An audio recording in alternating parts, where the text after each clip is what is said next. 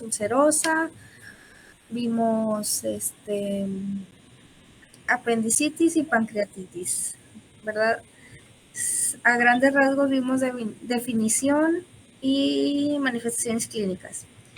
En hepato vimos cirrosis alcohólica y no alcohólica, colecistitis, colelitiasis y hepatitis. ¿Y qué más va a venir? Infecciones en las vías urinarias, insuficiencia renal. Y va a venir neuro, que es el sistema nervioso, y va a venir el sistema endocrino. Entonces, no sé qué opinan ustedes de poner el examen teórico todo junto o que lo dividamos en dos y se presenten diferentes fechas. ¿Qué opinan?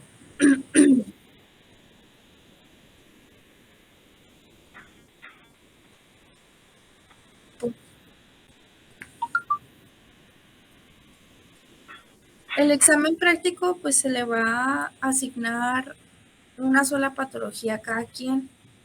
El examen práctico va a ser una patología, ya puede ser desde respiratoria hasta endocrino, o sea, va a ser de todo el semestre.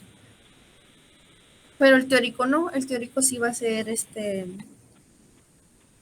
pues puede ser dividido en dos. Creo que la fecha del examen la tenemos asignada para el próximo, que es Es el 27. 27.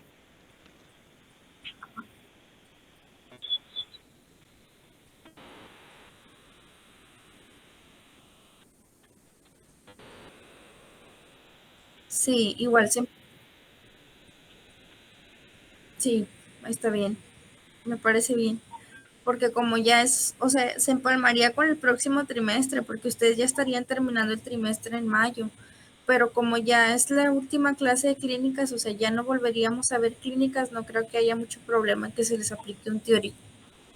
Entonces vamos a dejar neuro y endocrino para el segundo, y gastro, hepato y vías urinarias o el sistema urinario para el primero.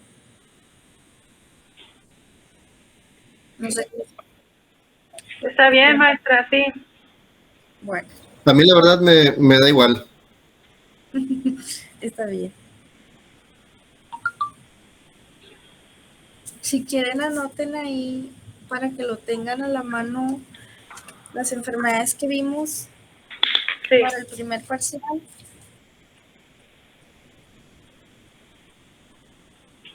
Que es gastritis, Gastritis. enfermedades vasculares del estómago,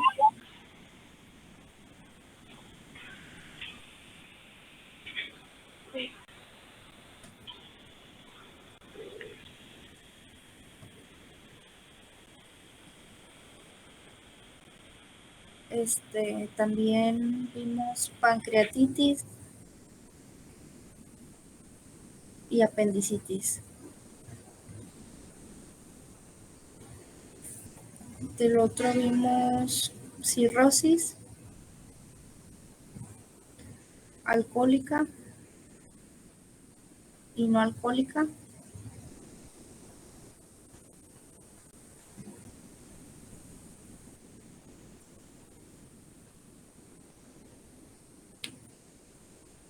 Vimos hepatitis, vimos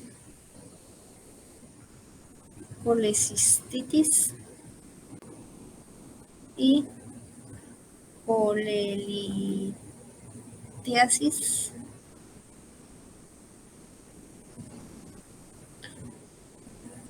Vimos insuficiencia renal crónica, litos renales,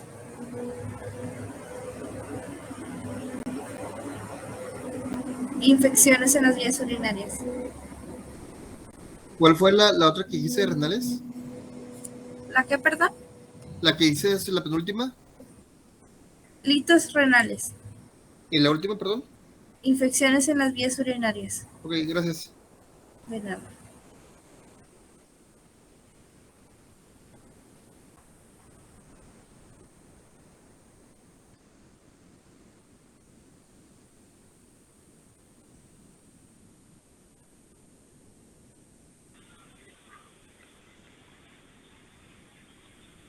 O no sé si de aquí, bueno, no sé si es que va a ser, ya va a ser muy poquito contenido para el primer parcial, porque como quiera del apendicitis es muy poquito, nada más es definición, algunos signos, enfermedades vasculares del estómago también nada más es definición, de la gastritis también es definición en causas principales.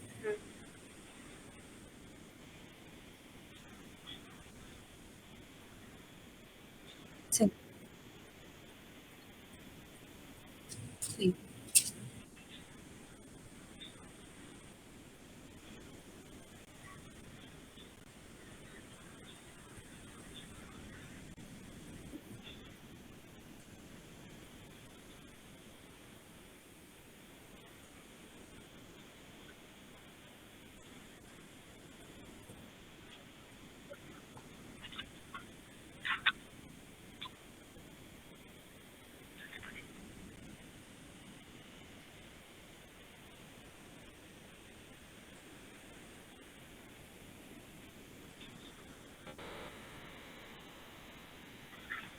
Sí, los trastornos del flujo urinario por obstrucción y por vejiga neurógena son son las infecciones de las vías urinarias.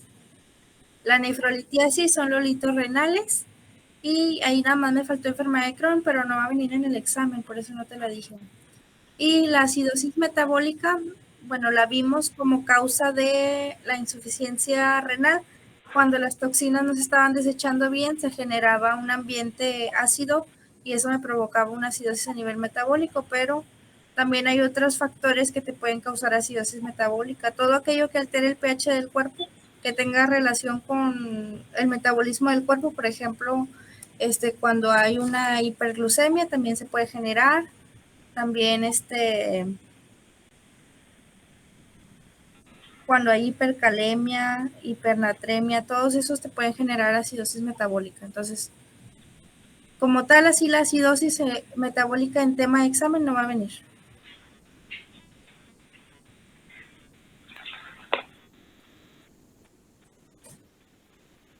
¿Sí? Uh-huh. Maestra, entonces, ¿esto es lo que va a venir en el primer examen? Sí. Ah, bueno. Gracias. Bien. Y ya, Entonces, por ejemplo, en el segundo examen, ya ve que casi no vimos sistema endocrino. ah, no, apenas lo vamos a ver. Ah, bueno. Creo que mañana. Sí. ¿Sí estás de acuerdo, Rey? No te entendí lo que me quisiste decir.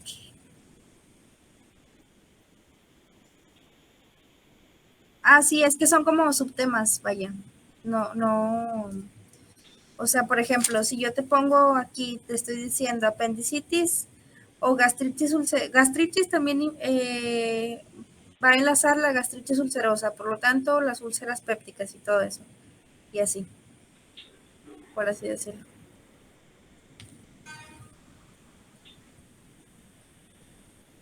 Está bien. Si no tienen apuntes para que los pidan. Sí, gracias. Uh-huh. Como quiera, lo de hipertensión ya lo vimos, ¿verdad? El primer parcial. Sí. Ya no me falta ver diabetes, pero diabetes es parte del sistema endocrino, entonces lo vemos ya el día de mañana. Vamos a empezar con neuro. Si todos están listos, me pueden levantar ahí la mano o un like. Excelente. Muy bien. Antes de todo, recordemos que la función cerebral o el cerebro se encarga de todo aquello que es recibir y mandar señales al resto del cuerpo por medio de los nervios periféricos, a través de las estructuras que se llaman neuronas, ¿verdad? Las neuronas, por medio de neurotransmisores, llevan mensajes del cerebro al cuerpo. También recordemos que tenemos un sistema que se llama simpático y otro que se llama parasimpático. El cerebro se va a encargar de contraer y relajar todos los músculos del cuerpo. Con todos los músculos me refiero a músculos que se encargan de movimiento, tanto como esfínteres, ¿verdad? Tanto como la respiración, como la contracción del corazón, como la apertura y el cierre de los esfínteres, como esfínteres del estómago, de la vejiga, el ano, todo aquello que se encarga de regular entrada y salida de líquidos, también de eso se encarga el cerebro. Muy bien, antes de se los voy a poner aquí en los mensajes, porque no tengo la diapositiva de eso.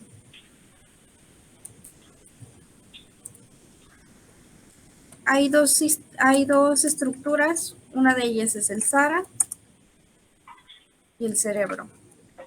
Así como se escucha el SARA. El SARA significa Sistema Activador Reticular Ascendente.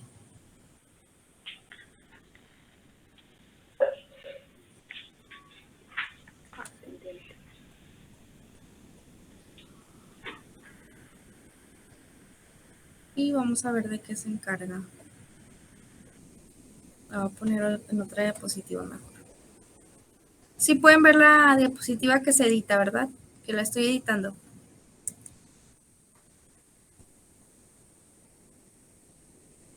No, Ok. pero yo no la veo.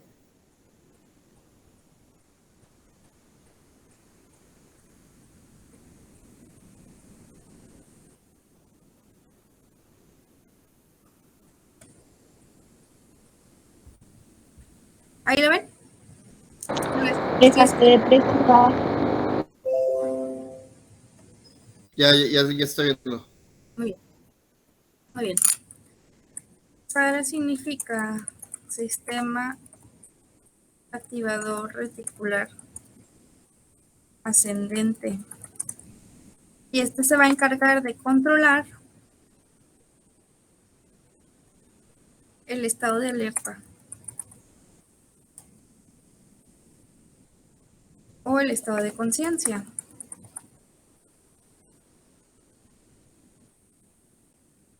Y el cerebro se va a encargar de controlar la parte cognitiva. ¿Esto qué quiere decir? La memoria, el razonamiento, la orientación.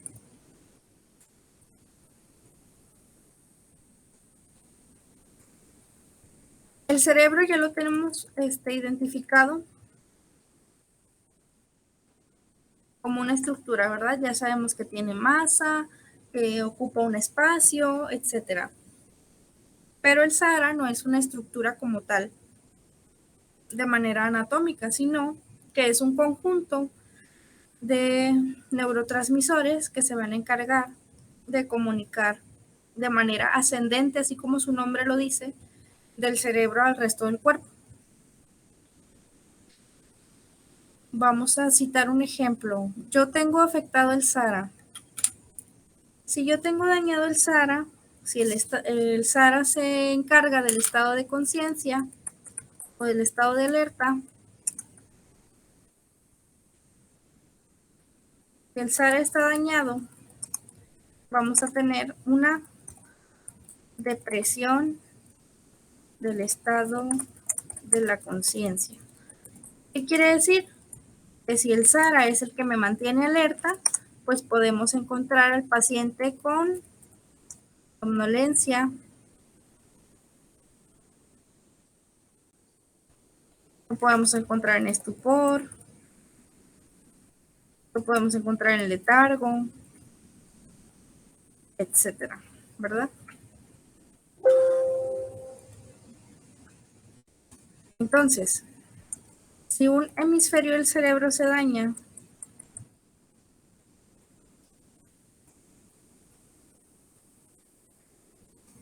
vamos a encontrar al paciente con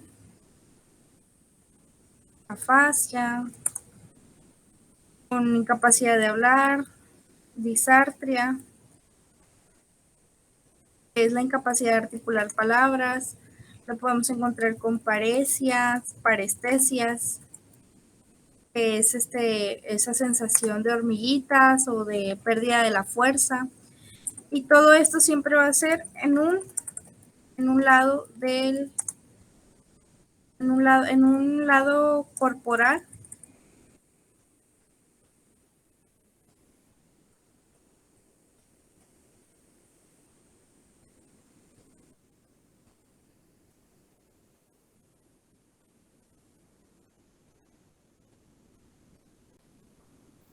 Ajá.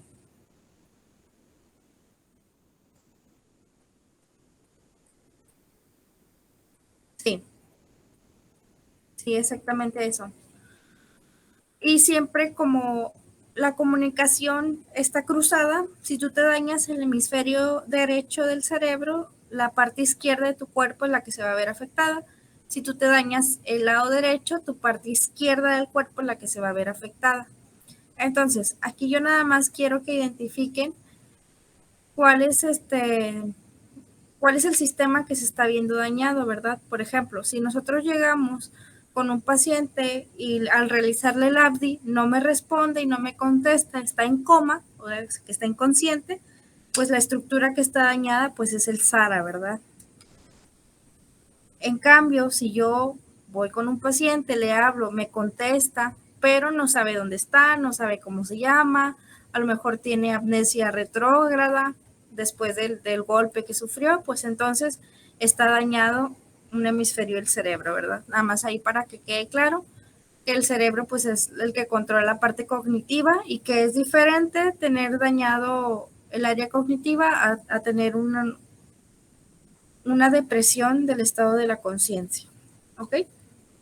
¿Sí quedó claro? Nada más es ahí para que entiendan mejor el funcionamiento del cerebro.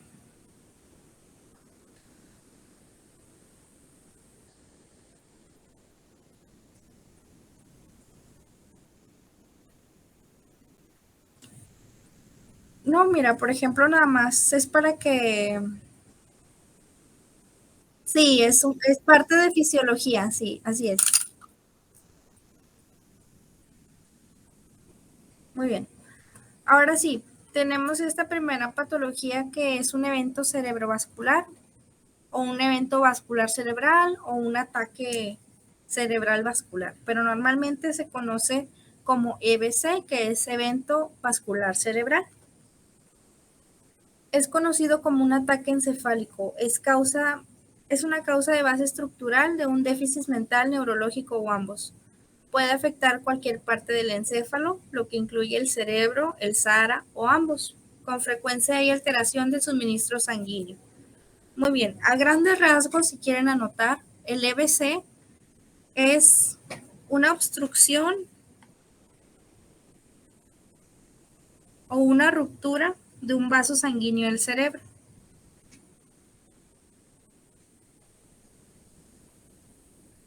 Que me va a... Así es, sí. Eso me acuerdo que ya lo vimos, pero lo voy a volver a explicar. Una obstrucción o una ruptura de un vaso sanguíneo del cerebro. Entonces, pongan en su mente ahora lo que ya habíamos dicho, ¿verdad? Si está obstruido una parte de la arteria del cerebro, es obvio que no se está irrigando una parte de la masa del cerebro, ¿verdad? Entonces, ¿qué va a pasar con esa parte del cerebro? Pues que va a generar isquemia. ¿Recuerdan qué es la isquemia? La falta de irrigación. Así es. Muy bien, sí. A causa de la isquemia, que es esa falta de perfusión, se va a empezar a generar necrosis, ¿verdad? Que es la muerte celular. A eso se le llama un infarto. Puede ser a nivel cerebral también. Entonces, un evento cerebrovascular es más que nada eso. Al igual que si el vaso sanguíneo está roto y la sangre empieza a filtrarse por otro lado, pues va a llegar menos presión, ¿verdad? Como si imagináramos que es una manguera rota, se está tirando por un agujero, pues va a salir menos cantidad de sangre por donde debería de salir, entonces eso también me puede generar isquemia, ¿verdad?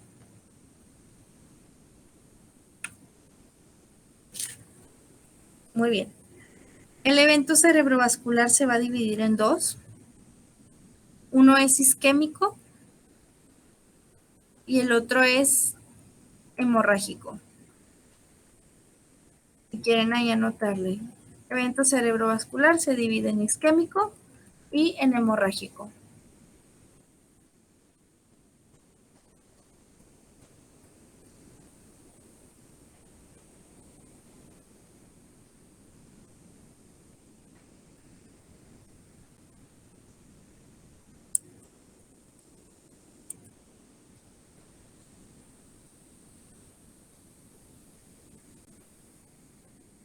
¿Nos está presentando la pantalla completa? Se ve en editable. En edición Ok. solamente. Déjenme lo cambio, perdón.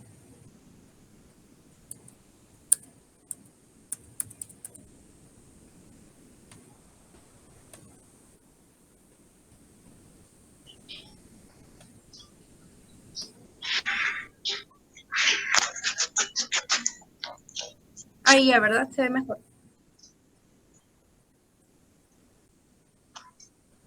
Maestra. ¿Qué pasó? Es que me fue la señal, apenas me conecté ahorita. Me había ido la señal. ¿Dónde te quedaste, Nora? Me quedé Sara, conjunto de, y ahí se apagó. Es un Dice, conjunto de neurotransmisores. del neurotransmisor. Sí. Sí, es que como está tronando y está lloviendo. Sí, ya sé. Sí. Bueno, mira, vamos ahorita en la definición de un evento cerebrovascular. Si quieres, anótala ahí. Sí.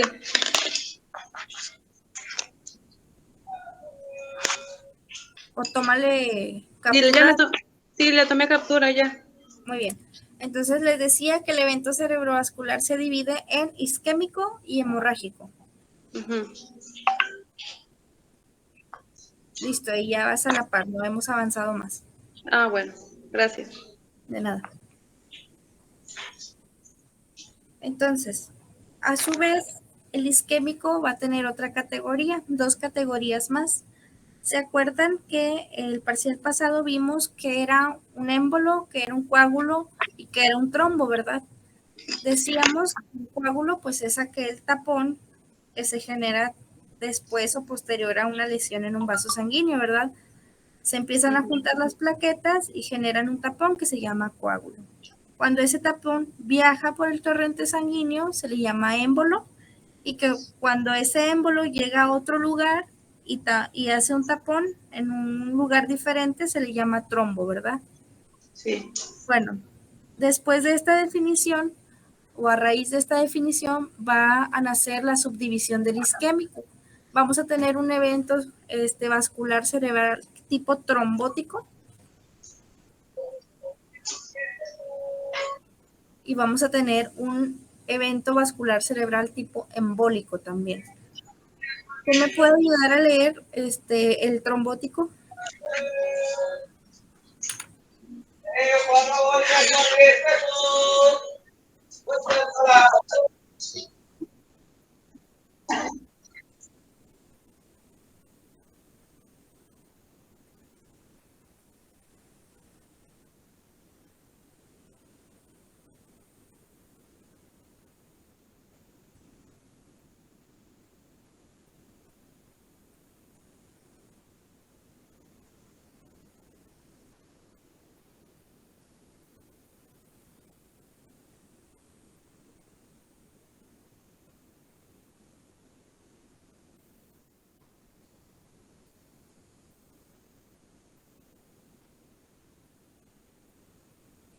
Muy bien, sí. Aquí nos explica que después de que el vaso sanguíneo esté obstruido por una placa arteriosclerótica, que quiere decir de grasa, ¿verdad? Empiece ahí a obstruirse. Cuando me habla de reducir la luz, me habla de reducir el espacio que tiene el vaso sanguíneo, ¿verdad? Para que pase la sangre. Entonces se reduce, se reduce, se reduce, o sea que se empieza a inflamar, esa placa de grasa empieza a ser cada vez más gruesa, pues llega un momento en el que en el vaso sanguíneo se genera cierta presión que rompe la placa de grasa. Entonces el cuerpo identifica esa ruptura de la grasa como si se hubiera dañado el vaso sanguíneo, lo identifica como una lesión. Entonces comienza a formar un coágulo y pues el coágulo que empieza a obstruir, a eso se le llama trombo. Entonces, un evento vascular cerebral trombótico pues es debido a un trombo que por lo general es causado después de que se rompa una placa de grasa. Si quieren anotarlo así, con palabras clave para que sea más fácil.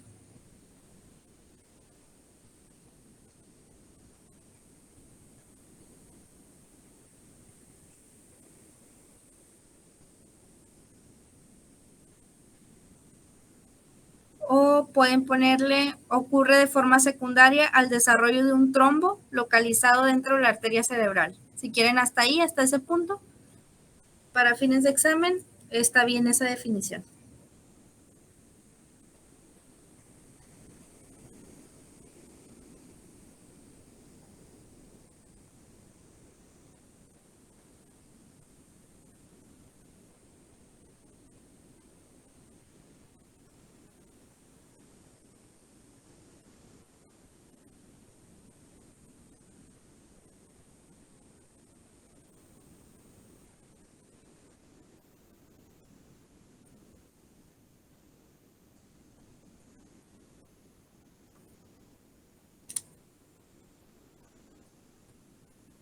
Por lo general los síntomas sí son súbitos, pero por ejemplo para que se forme una placa de grasa pues sí tiene que llevar tiempo. Entonces,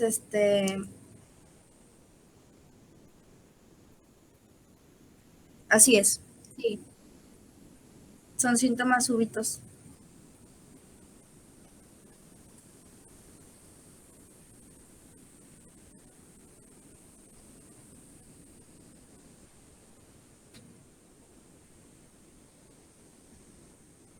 ¿El otro isquémico es el transitorio, Alma? Sí, ¿Sí va?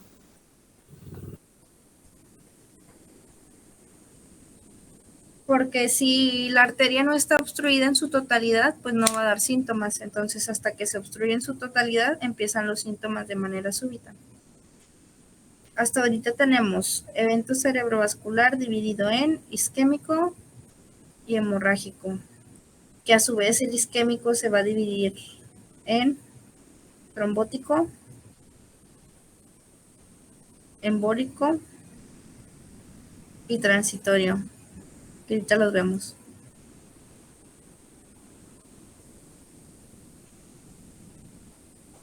El trombótico embólico es el mismo, ¿verdad? No, son diferentes. Ok. Entonces, se divide en tres, entonces el isquémico. Sí. Ok.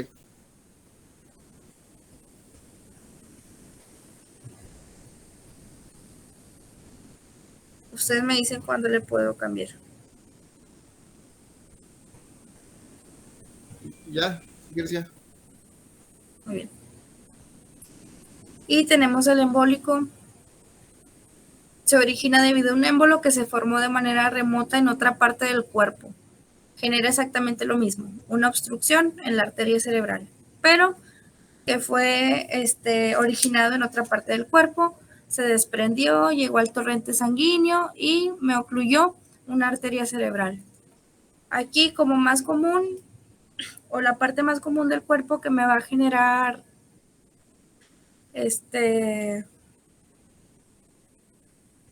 coágulos va a ser la arteria carótida. ¿Por qué la arteria carótida me puede a mí generar un coágulo? Debido a arritmias, ¿verdad? Donde el corazón se está contrayendo de manera normal tiene tendencia a generar coágulos. La arritmia más conocida o más frecuente que me va a producir coágulos a nivel de la arteria carótida es la fibrilación auricular.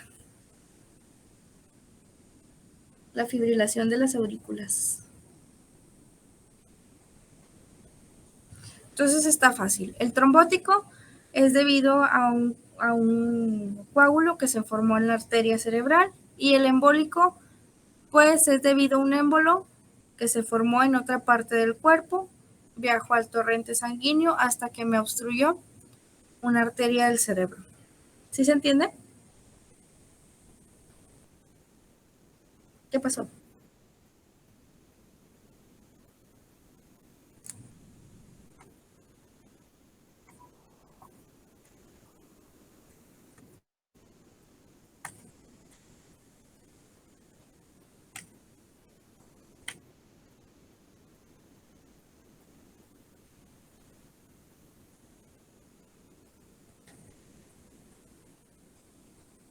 Los pacientes que tienen, por ejemplo,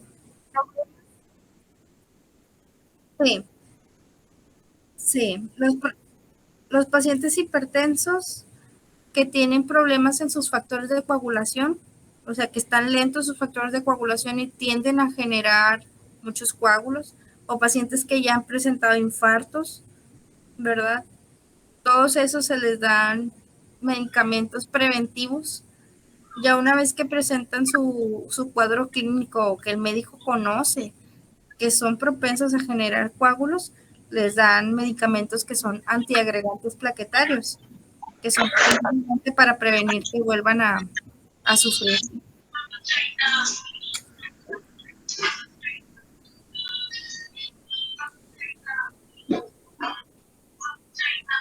De hecho, pues es bastante común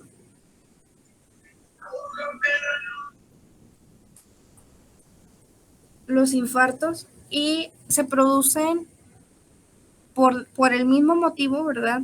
Que puede ser un aumento de la presión, que puede ser una arritmia, o que puede ser una placa de grasa que pueda viajar por el torrente sanguíneo, que me pueda obstruir. Me puede obstruir cualquier vaso sanguíneo del cuerpo, solamente que en las diferentes ubicaciones anatómicas se les llama de manera diferente. Por ejemplo, si me obstruye una arteria, la arteria mesentérica del colon, pues se llama infarto del colon. Si me obstruye la arteria pulmonar, pues se llama embolia pulmonar. Y si me obstruye a nivel cerebral, pues se llama evento cerebrovascular. Pero pues al final de cuentas es lo mismo, es la obstrucción de un vaso sanguíneo que me está generando isquemia y muerte celular.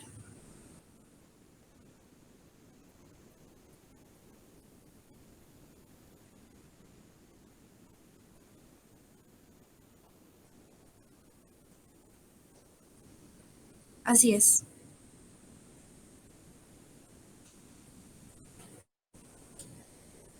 Nada más que obviamente la clínica nos va a dar manifestaciones diferentes.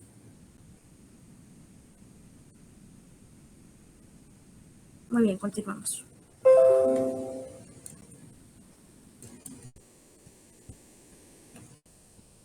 Y tenemos el transitorio. La definición es causada por una oclusión que, como su nombre lo indica, es transitoria o temporal. ¿Qué quiere decir? Que los síntomas van a desaparecer cuando el coágulo se desprenda de ahí o cuando esa oclusión desaparezca. Aquí nos dice que la oclusión se puede deber a un vasoespasmo o a un coágulo. Dice que en caso de un coágulo, el cuerpo es capaz de lisar o disolver la oclusión ofensora y restaurar el flujo de la sangre. O sea que el vaso sanguíneo, como también tiene cierta presión, esa presión va a ser capaz de deshacer el coágulo y se restaura el flujo. Cuando se restaura el flujo, los síntomas desaparecen. Eso está bastante fácil. Isquémico transitorio es una oclusión que es transitoria o temporal. Ya nada más ahí, para fines de examen, si yo te pongo, describe qué es lo que pasa en un accidente isquémico transitorio, pues es que se restaura el flujo sanguíneo y que las manifestaciones clínicas van a desaparecer. Así que si a ti te llaman reportándote una persona con, no, fíjate que mi papá está batallando para hablar, la mitad de su cuerpo no la puede mover, etcétera, etcétera, y tú llegas a la escena y ya los síntomas ya han desaparecido, pues probablemente se trate de un accidente isquémico transitorio. Sí, puedes trasladar a ese paciente, obviamente, para que reciba recomendaciones médicas, ¿verdad? Porque sabemos que ese coágulo se pudo haber lisado o se pudo haber regresado al torrente sanguíneo y pudo haber obstruido o puede obstruir más adelante en otra parte del cuerpo. O bien que ese paciente tenga en su cuerpo algo que esté haciendo que forme coágulos. Entonces, por eso se debe trasladar a una unidad médica, ¿verdad?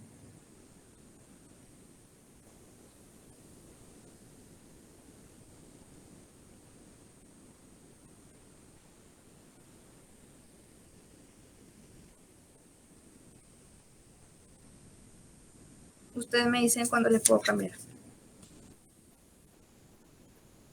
Sí, de hecho me tocó con la maestra Saraí bajar uno del cerro de Sierra Ventana.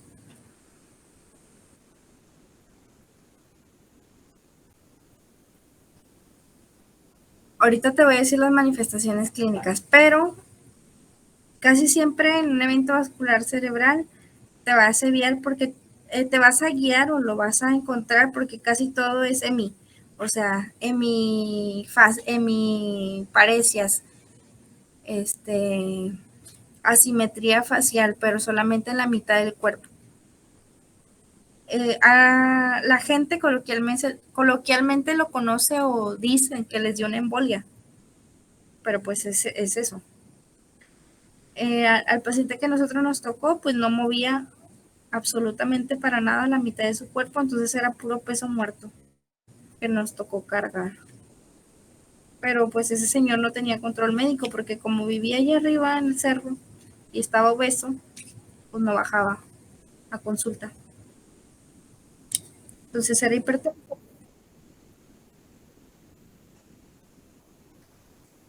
Sí, claro, es amerita traslado. Ese paciente, tanto como en cirugía, pueden,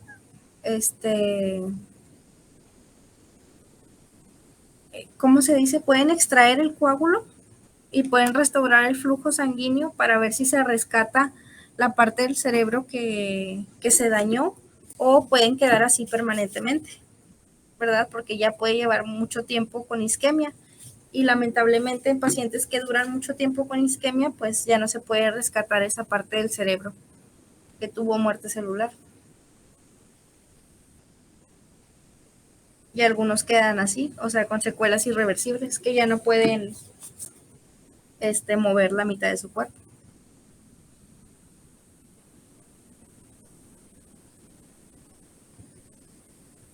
Y ahorita vemos igual el tratamiento prehospitalario que se le va a dar. ¿Puedo continuar?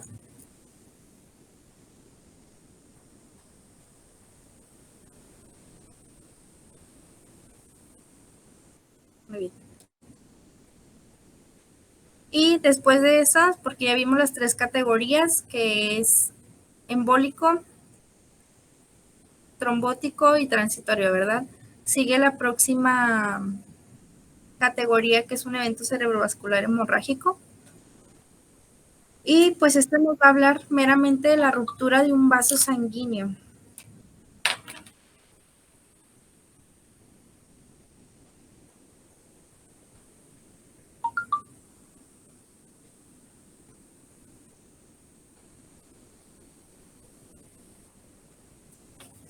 Esto se puede deber igual puede ser debido a un traumatismo o aquí a nivel clínico, sin hablar del trauma, pues debido a una emergencia hipertensiva, ¿verdad? A una crisis hipertensiva tipo emergencia, donde la presión arterial pues sube tanto que a nivel de los vasos sanguíneos también sube esa presión hasta llegar a una ruptura.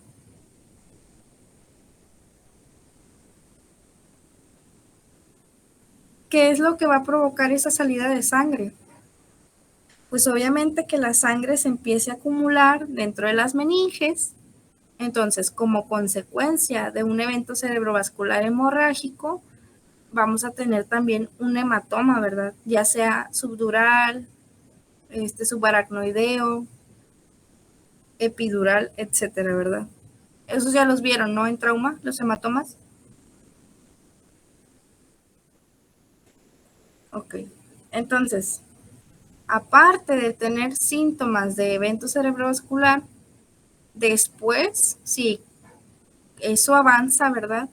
Podemos encontrar al paciente con síntomas de herniación. ¿Por qué? Porque puede esa sangre irse acumulando hasta, hasta que causa una herniación, ¿verdad? ¿Sí se acuerdan de eso? ¿Que lo vieron en trauma? ¿Qué es una hernia? Pues que esa presión de la sangre va desplazando al cerebro y el cerebro sale, una parte del cerebro sale por el agujero magno. ¿Sí se acuerdan? ¿O no? Sí. Así es. Sí. ¿Cuáles son los signos y síntomas de la herniación? A ver. Eso sí, no me acuerdo mucho, pero cuando me desplazar el bulbo raquídeo es que era en paro, ¿no? No se acuerdan. Algo que se valora en la escala como de Glasgow. A la, ¿cómo se llama? De decorticación. Así es. Posición de decorticación o de cerebración, ¿verdad? Y al Que nos momento de que va, se desplaza el bulbo raquídeo por la herniación, también va a entrar en paro, ¿no? puede, pero vamos a encontrar también que pupilas, ¿verdad? Vamos a encontrar En anisocoria. anisocoria. Así es.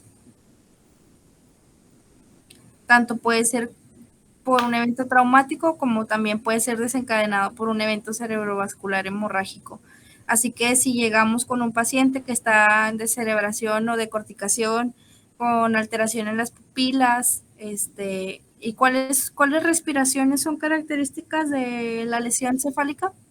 Del aumento de la presión intracraneal.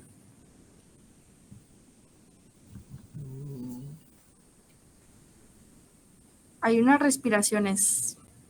La de la acidosis metabólica son respiraciones de Kussmaul y en la de lesión cefálica o herniación son las respiraciones de Cheyne-Stokes, para que lo tengan ahí en cuenta.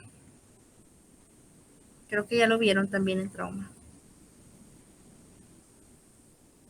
Y también, bueno, obviamente como va a haber sangre acumulándose en las meninges, va a haber un aumento de la presión intracraneal, ¿verdad? Y pues vamos a tener la famosa triada de Cushing, que también ya lo vieron.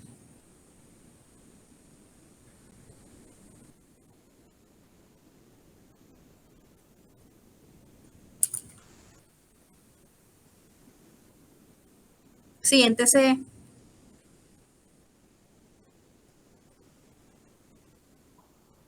Sí.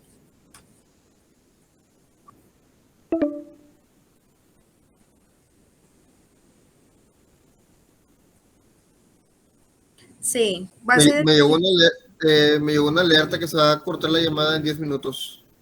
La ok. tienes por tiempo. Y es que no tengo premium. Bueno, voy a abrir otro enlace. Ok, ¿Por somos dónde todos. se los mando? ¿Tenemos grupo? Sí. Bueno, ya está. Bye.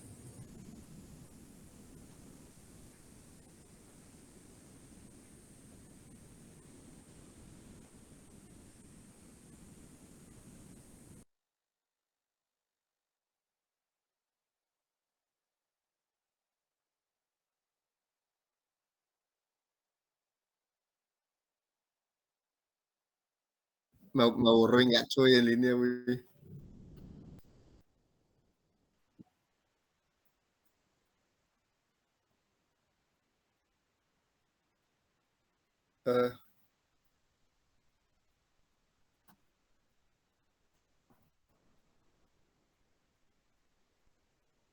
Sí. ¿Vas a partir la madre más que es? No, hombre, el otro va manejando.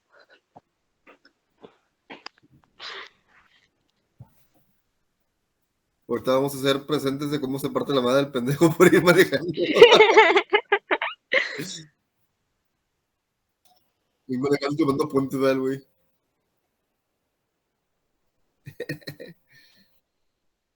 Como el del video, ¿verdad? Que está todo el cuerpo desbrachado acá y la cabeza por sacas la chingada, pero con casco. ¿Qué onda? Échenle la mala suerte al pobre. Sí, a mí me vale madre. Llamando al otro link. Cuando cerramos este.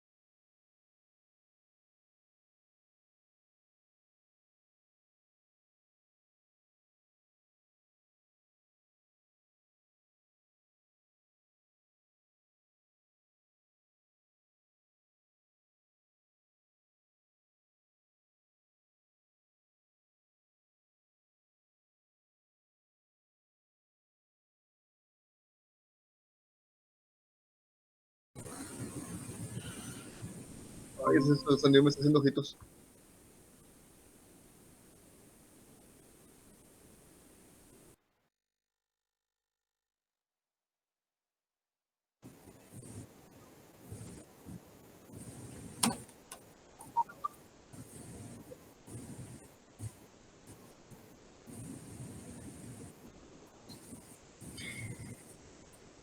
Sí, claro. ¿Cómo lo vas a identificar? Pues obviamente, pues ya con signos tardíos, ¿verdad? Ya si el paciente empezara de tener síntomas de un EBC, que ahorita los vemos cuáles son, a empezar a tener datos de aumento de la presión intracraneal, a empezar a tener datos de herniación, pues tú ya sabes que el evento cerebrovascular hemorrágico evolucionó a un hematoma, ¿verdad? Si no, pues no vas a poder diferenciarlo. Si solamente tiene síntomas de EBC, si no ha evolucionado, si no ha generado hematoma, pues no lo vas a poder distinguir, simplemente vas a saber que es un evento cerebrovascular. Pero si tú llegas con tu paciente ya con datos de herniación, ya que está decorticando, con las pupilas anisocóricas, pero no tuvo un traumatismo y en los antecedentes preguntas si es hipertenso sin control, pues ya vas a hacer más o menos, ¿no? Debido a que fue, ya le vas a encontrar un origen.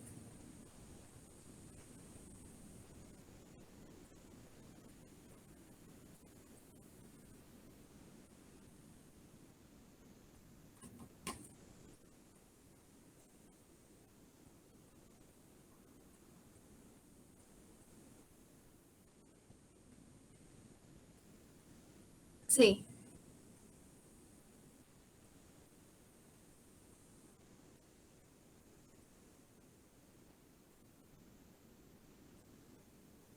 así es. ¿El isquémico? No. No, el isquémico va a ser por una obstrucción. El hemorrágico, no.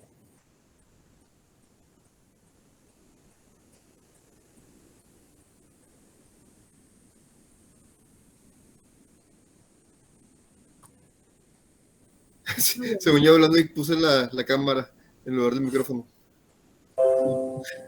¿No podría pasar que por la misma obstrucción se empiece a acumular la presión en la arteria y Sí, sí reviente? pudiera pasar, pero pues Es muy difícil. sí es raro. O sea, la mayoría de los hemorrágicos te los vas a encontrar a causa de un paciente que es hipertenso, Ok, no meramente a la presión que te va a generar la isquemia. ok.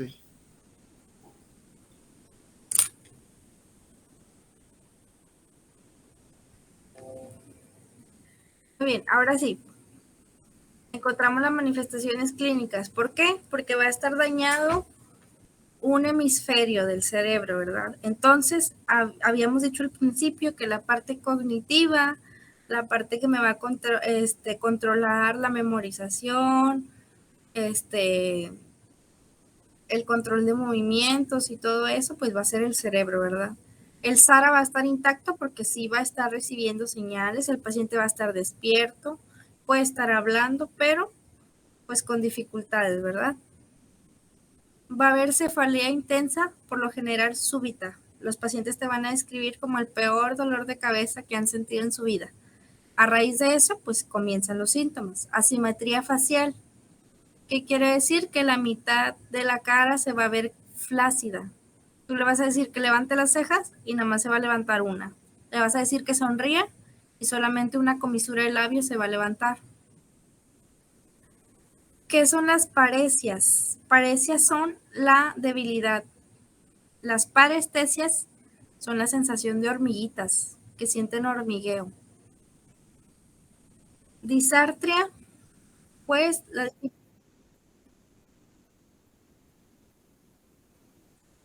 sí, esta es del evento cerebrovascular en general, ya sea isquémico, hemorrágico. ¿Ok? La hipertensión arterial sí va a ser característico del hemorrágico.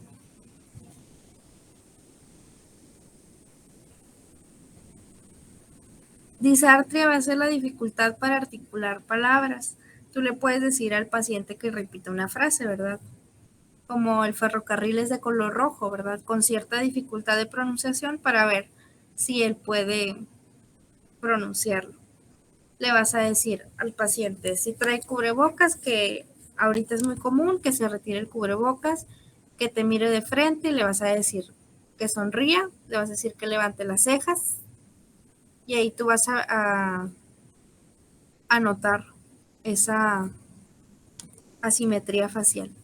Le vas a decir que levante sus brazos hacia el frente, le puedes dar tus manos y pedirte que las presione, apriételas con fuerza y ya tú vas a notar si en uno hay más fuerza que en otro, si se levanta más un brazo que el otro, si nada más puede levantar uno y pues ya eso que te decía de que le pidas que pronuncie una frase.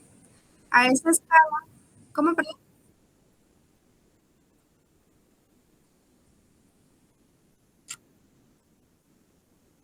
Así es. Sí, porque no está afectado el SARA. Normalmente, sí se puede afectar, ¿verdad? Pero normalmente no. Normalmente vamos a encontrar estas características meramente de la afectación a un hemisferio.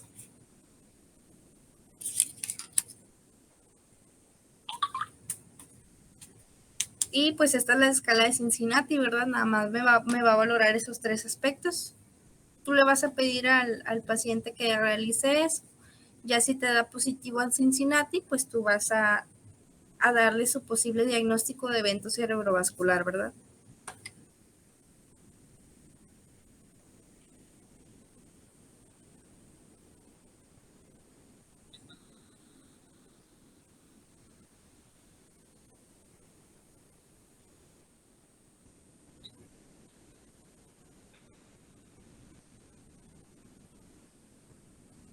¿Dudas con eso? Está fácil, ¿no? Sí, está sencillo.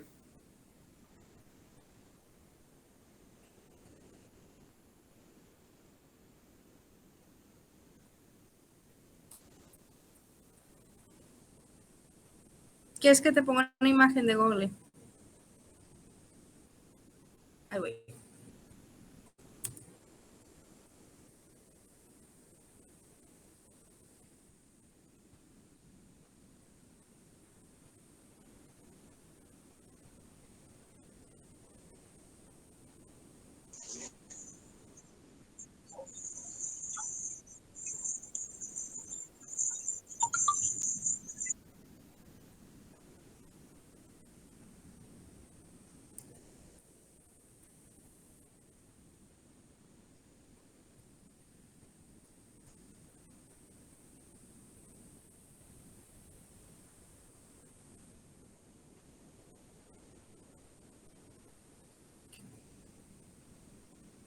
Qué raro, no hay imágenes reales.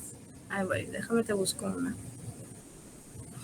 También, ojo, muy importante no confundir con una parálisis facial.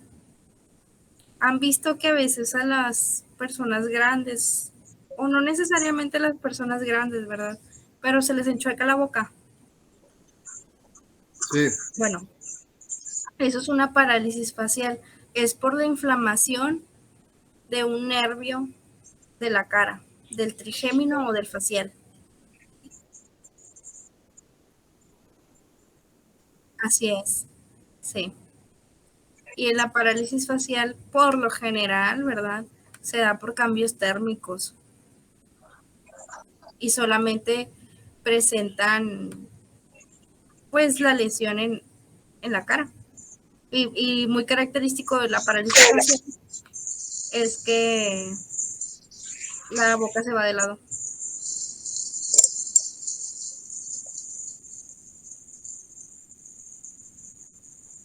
La voy a mandar al grupo la imagen. A ver si más o menos se aprecia mejor.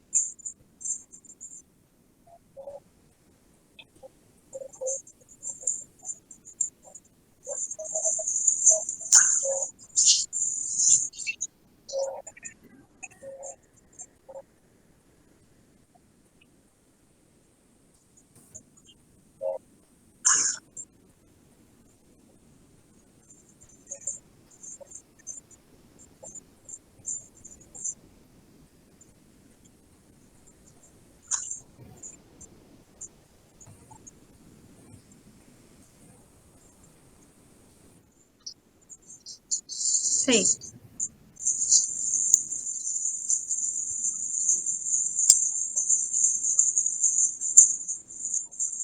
Por base del tratamiento, al igual que en muchas patologías, vamos a encontrar, vamos a poner oxígeno suplementario con puntillas nasales.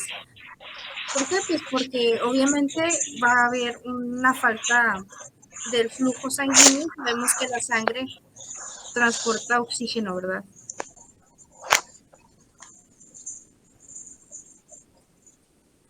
Si no tiene ni siquiera una hipoxia leve, pues no ponemos oxigenoterapia. Si no es requerido. Y como en todos, pues hay que dar tratamiento de estabilización a signos vitales, ¿verdad?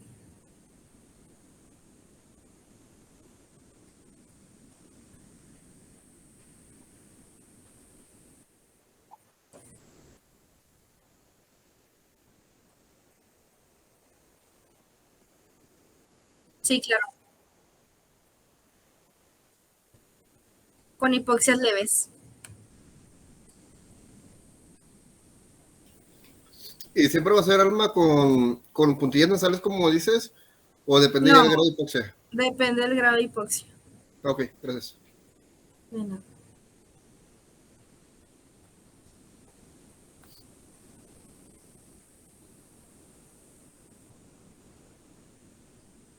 Y es frecuente en adultos mayores. Tienen mayor predisposición a padecer eventos cerebrovasculares. Y pues mucha Por el gente, endurecimiento sí, porque por lo de general a disciplina. esa edad empiezan a aparecer las enfermedades cardiovasculares, ya hay pérdida de elasticidad de sus arterias, ¿verdad? De sus vasos sanguíneos.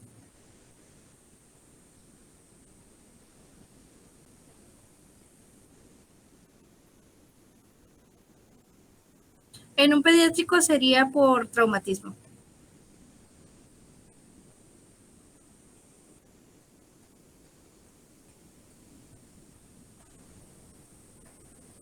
no va a ser clínico, ¿verdad? Y también hay otra manera de llamarle al... Es raro, pero lo pueden encontrar en ciertas literaturas como ictus.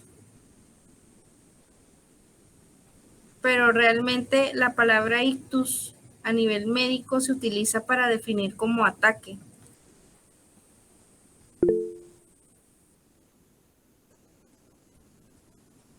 O sea, el EBC en general lo conocen en otras literaturas como ictus, por si lo llegaras a leer en otros libros. Pero también ictus se utiliza para las convulsiones, que más adelante lo vemos. Por eso, para que no te confundas, ¿verdad? Vamos a dejarlo como EBC. Pero sí te puedes encontrar investigando o así la palabra ictus.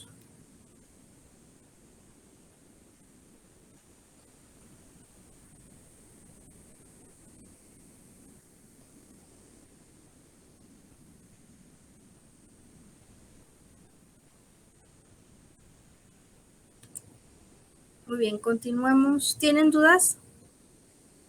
No.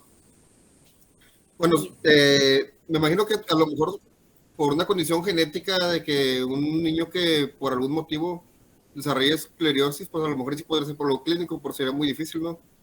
¿Desarrolle qué, perdón? Ese arteriosclerosis. Pero ya sería algo muy difícil. Mira, te voy a ser bien sincera, desconozco si la arteriosclerosis tiene origen Genético, congénito. Sí. Podría ser a lo mejor debido a un aneurisma. Un aneurisma sí es más creíble, que es la inflamación o la deformidad de un vaso sanguíneo que tiene como un globito, se hace como un globito y obstruye. Eso sí podría ser. Pero sería muy difícil como quiera en un niño. Pues podría darse. En los niños sí se dan las aneurismas congénitas. Ah, ok.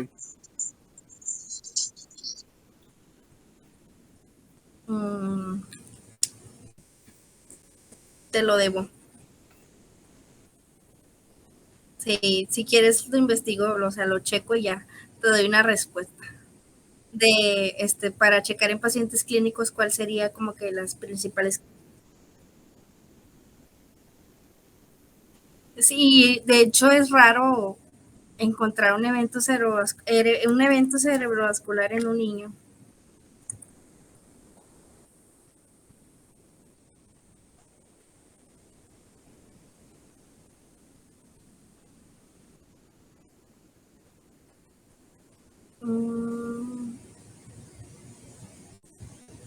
A ver, ya me dejaste con la duda.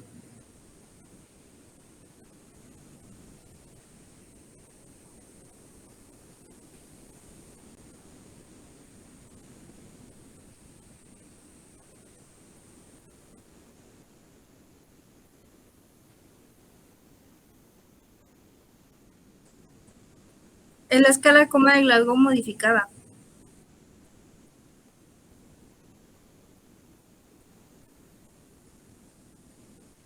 Con caritas.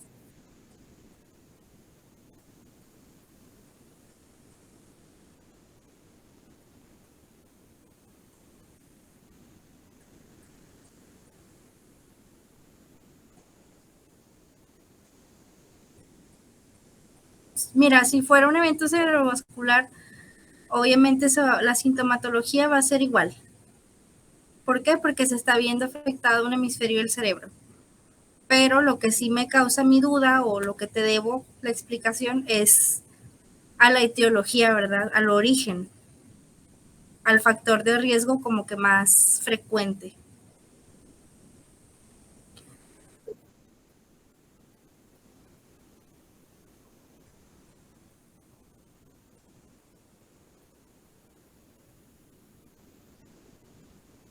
Claro.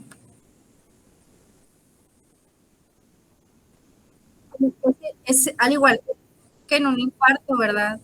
En un infarto en pediátricos, pues no se da por clínica.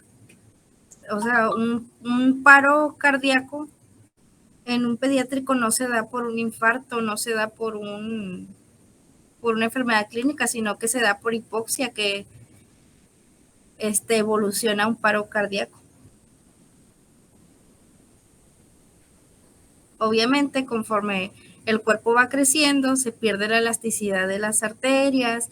Los adultos mayores tienen factores de riesgo como el tabaquismo, el alcohol, que todo eso afecta a la elasticidad de los vasos sanguíneos, que te vuelve más propenso a padecer este tipo de enfermedades. En un niño no vas a encontrar eso.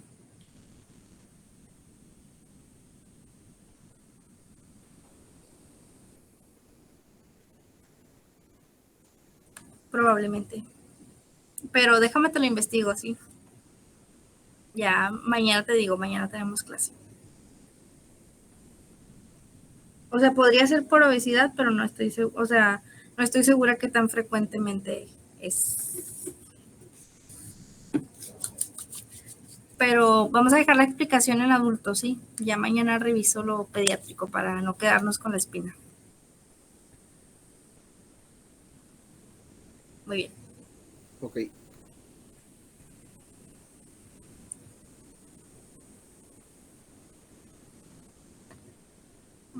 Sentar.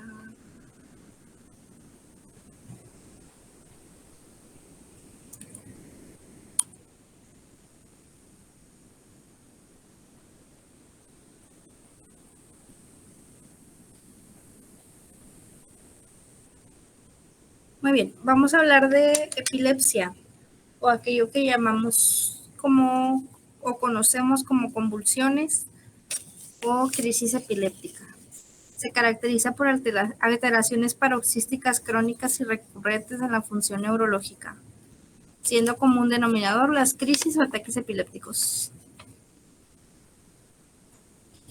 ¿Qué va a pasar aquí? Sabemos que de neurona a neurona se manda un neurotransmisor, ¿verdad? A eso se le llama sinapsis. Pues la sinapsis se va a ver afectada. En vez de darse un impulso, se van a dar 3 impulsos, ¿verdad? Y como ya les decía, ¿verdad? Que esa sinapsis me va a controlar también el movimiento.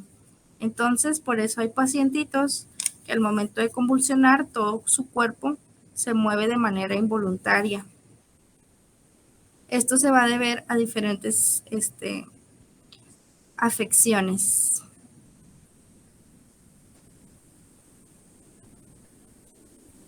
Las epilepsias o crisis se van a catalogar también dependiendo de sus manifestaciones clínicas. Entonces, vamos a ver la primera categoría, que son crisis parciales o focales. Póngale ahí, crisis epiléptica tipo parcial o focal.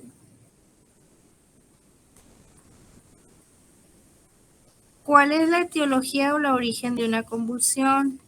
Muchas veces son de origen idiopático. Otras veces pueden ser causadas por traumatismo.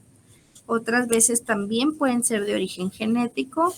Y en niños es más frecuente que se dé debido a causas febriles, ¿verdad? Cuando un niño aumenta la temperatura corporal, pues también puede sufrir de convulsiones.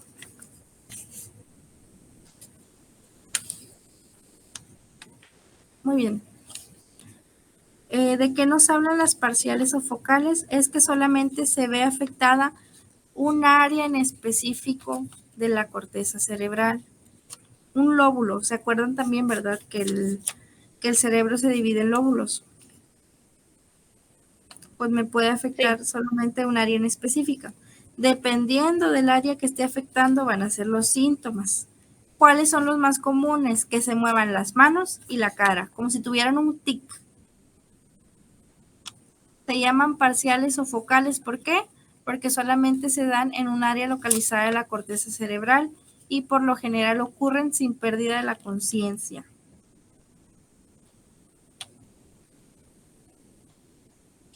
Y solamente va a haber movimientos tónico-clónicos. Aquí, en terminología para la convulsión, tónico es contracción y clónico es relajación, ¿ok?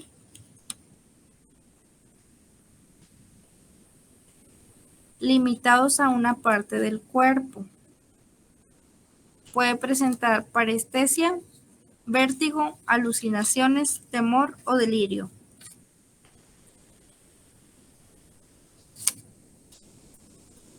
Lo que está en morado son palabras clave para fines de examen.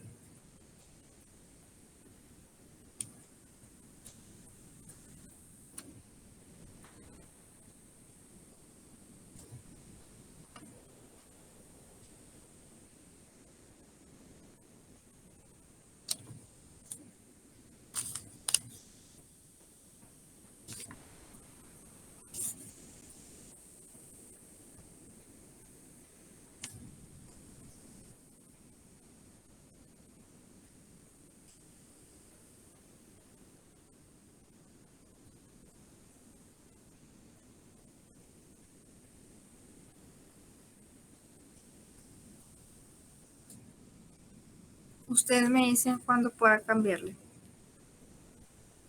Muy bien. Y ahí vemos un ejemplo de una crisis convulsiva tipo parcial o focalizada. Ahí, por ejemplo, el movimiento solamente es de la pierna.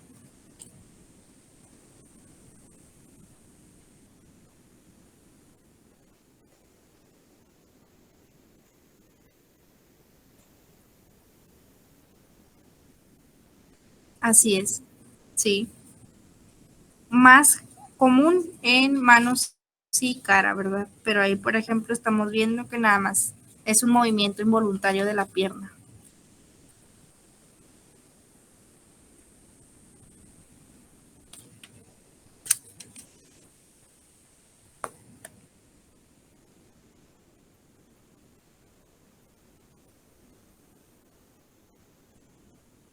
Sí, por un desequilibrio electrolítico.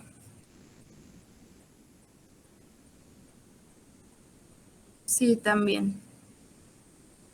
Mira, en los niños pequeños, en pediátricos va a ser más frecuente la causa por traumatismo o por febril, ¿verdad? Por reacciones febriles. En adultos, pues igual, de carácter congénito o por deshidratación.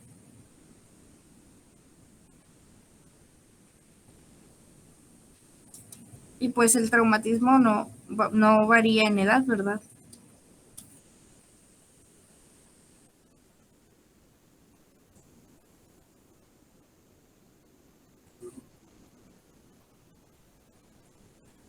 Por... No. Bueno, pudiera ser, sí. Pero eso va a ser porque el daño renal te va a generar una deshidratación. Entonces la causa no sería renal, sería por deshidratación.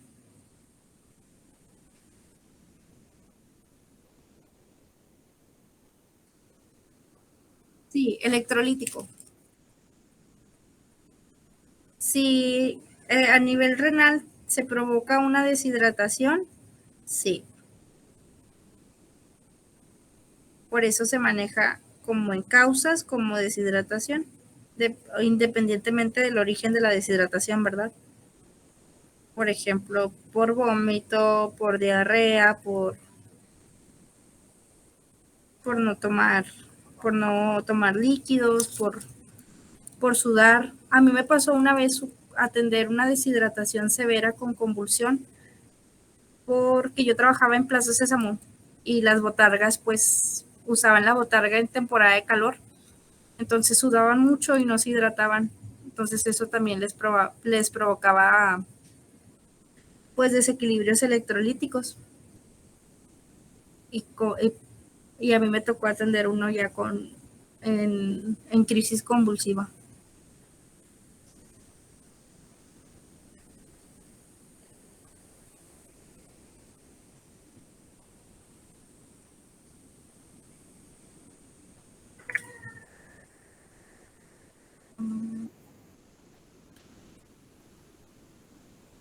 Sí, ahorita vemos ese tipo de convulsión.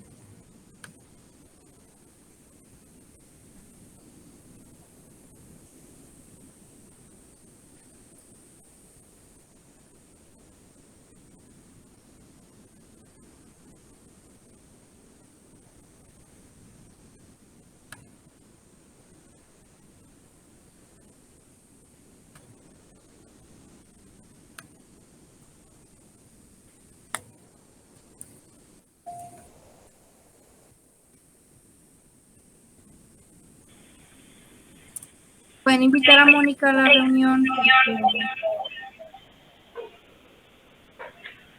Me aparecía su solicitud, pero ya como que lo eliminamos y salió.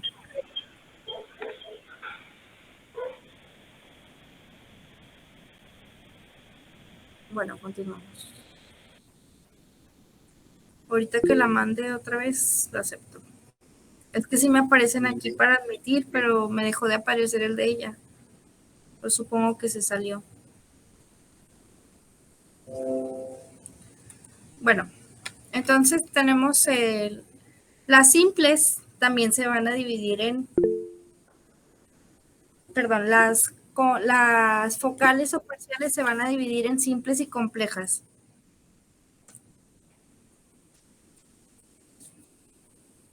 Vamos a ver. ¿Serían las simples, parciales complejas entonces?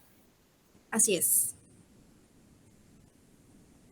Parciales simples y parciales complejas. Okay. Ya vimos que las simples son sin pérdida de la conciencia y que solamente son, así como esta, como la que vimos, esa es una parcial simple.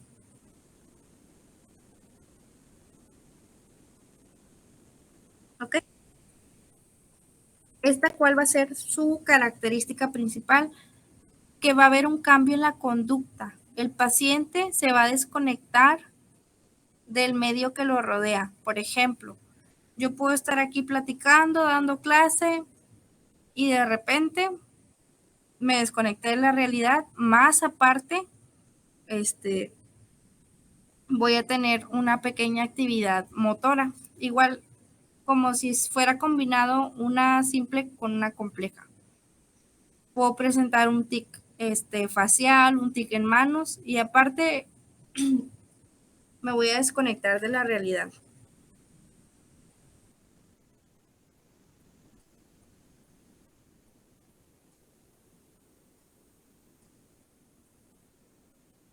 Así es, te voy a poner un video para que lo veas.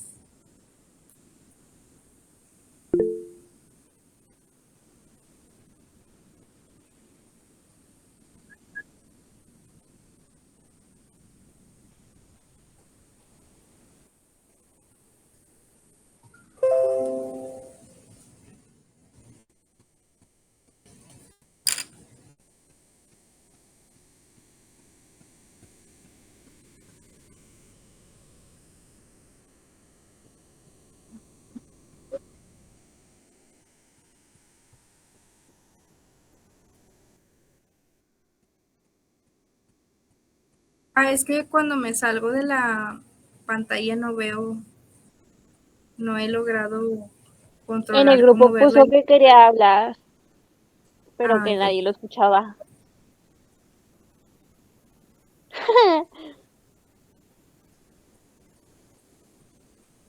¿Qué pasó? ¿Puedes hablar? Creo que no sirve su micrófono porque ya pareció que ya lo prendió, pero no sale. No te escuchamos, Vázquez. Como para creer que lo quieren escuchar o qué. Si quieres poner un mensaje.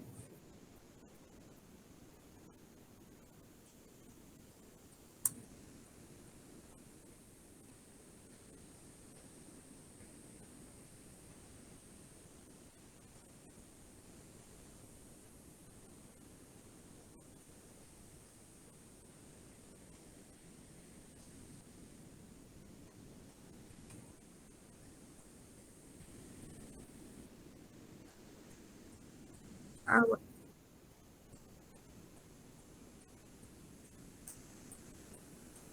Chao, que le vaya bien.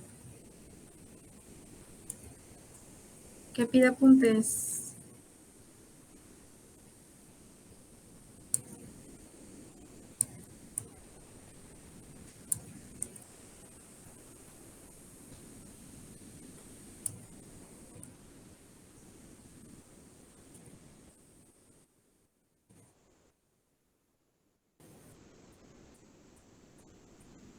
Sí, mira, todo va a depender del diagnóstico, ¿verdad? Ahí ya se hace un encefalograma, es como el electro, pero va a medir la actividad eléctrica del cerebro. También, así como el corazón, la actividad eléctrica del cerebro también tiene cierta frecuencia, ¿verdad? También se interpreta de una manera. Entonces, se me trabó la computadora, ya voy.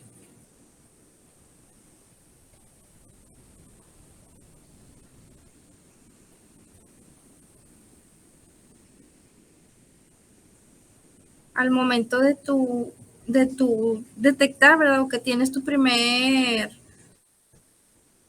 episodio convulsivo, pues se te hace un TAC, ¿verdad? Para ver si tienes alguna lesión.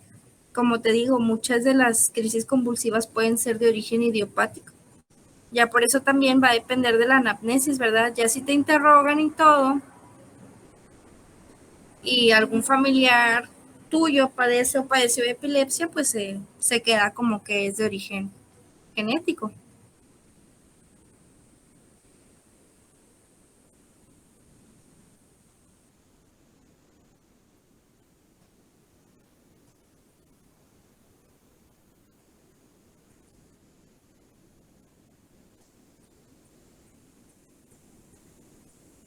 Sí, también.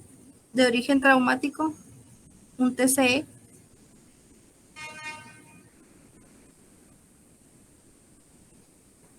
Pero vamos a suponer ese caso. Tú dices que presente un EBST y una epilepsia al mismo tiempo.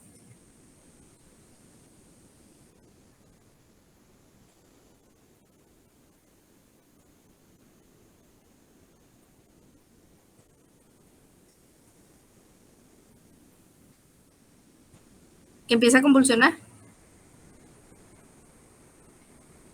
¿Sí? Pues si empieza a convulsionar por un evento vascular cerebral, podría ser por la lesión encefálica, por la herniación.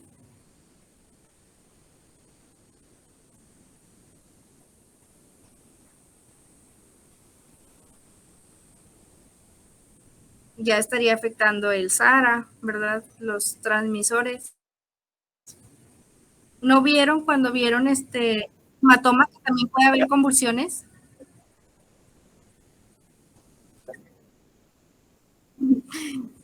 Sí, también.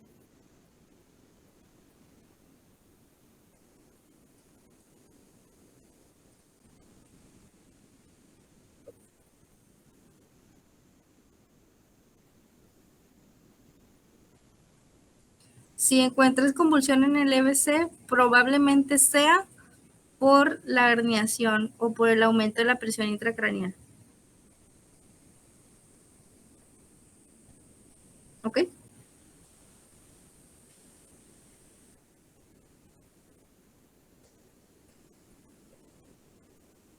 Ahorita vemos para aclarar tu duda, hay diferentes periodos en la convulsión. Ahorita que veamos eso, a lo mejor se te resuelve la duda. Ya después de ver los periodos de la convulsión, si sigues teniendo duda, lo volvemos a ver, ¿sale? ¿Pueden ver ahí la pantalla negra que está para reproducir o ven la pantalla del YouTube? De hecho, nada más se ven las pantallas, pero están todos ahí, los cuadritos de los contactos ahorita conectados. Sí, no se ve nada. No estás presentando. Ok.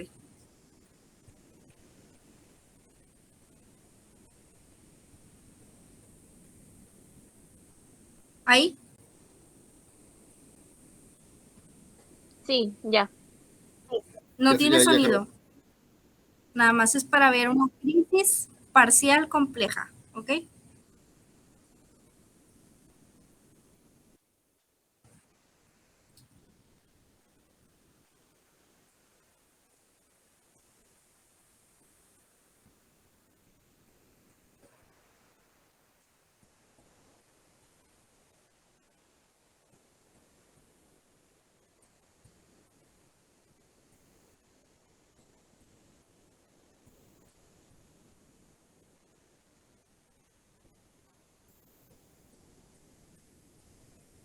¿Otra vez?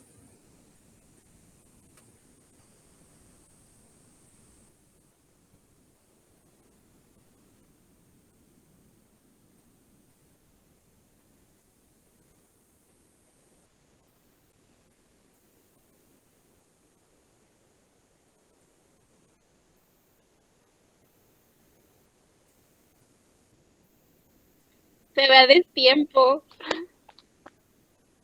Se trabó. Sí, ahorita se lo mando. Se ve pausado. Así se llama. Crisis parcial compleja. Se ve pausado el video.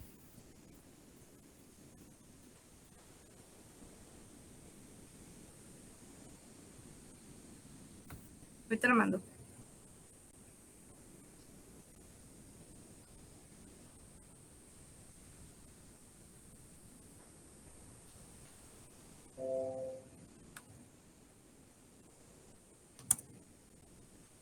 Ahí está.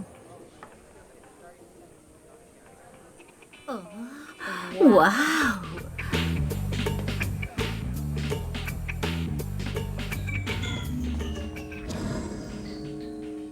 ¿Está bien? ¿Estás bien? Me avisan cuando ya lo hayan visto ¿Está todos. drogado? La gente no lo comprende. Yo no me drogo. Yo tengo epilepsia. No todas las crisis son iguales.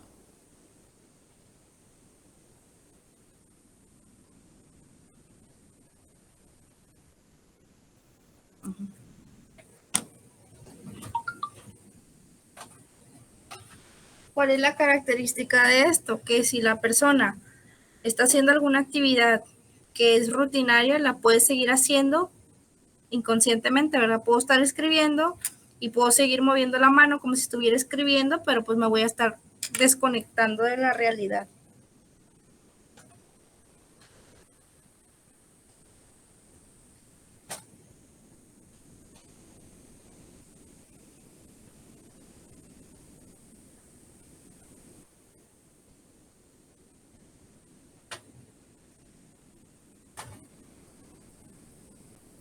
Yo también ya lo vi. Muy bien.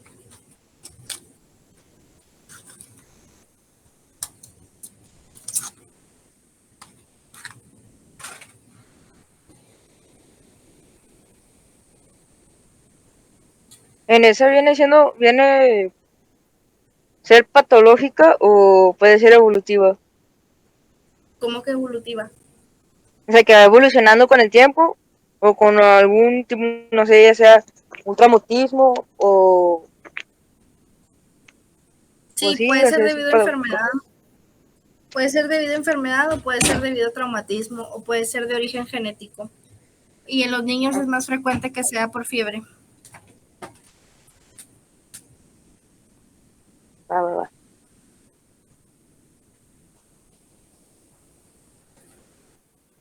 Gracias. ¿Sí? Hay niños pequeños que desde 38 ya empiezan a convulsionar. Y hay algunos que con 39 para arriba convulsionan. Los niños que convulsionan por fiebre es más frecuente que a la próxima que les dé fiebre también convulsionen.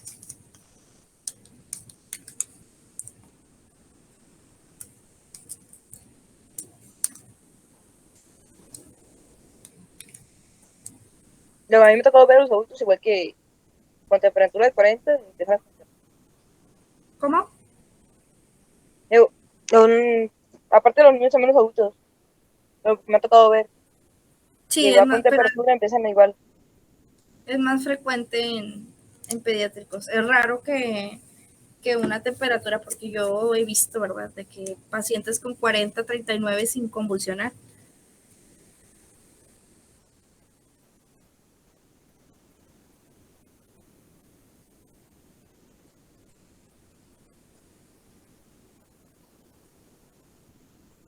Si es un niño, sí. Si es un adulto, es raro. O sea, no te esperas que por fiebre te convulsione un adulto. Realmente. Sí, sí. Estuve trabajando en un hospital y todo paciente menor de 2 años con fiebre arriba de 38 se consideraba de color rojo.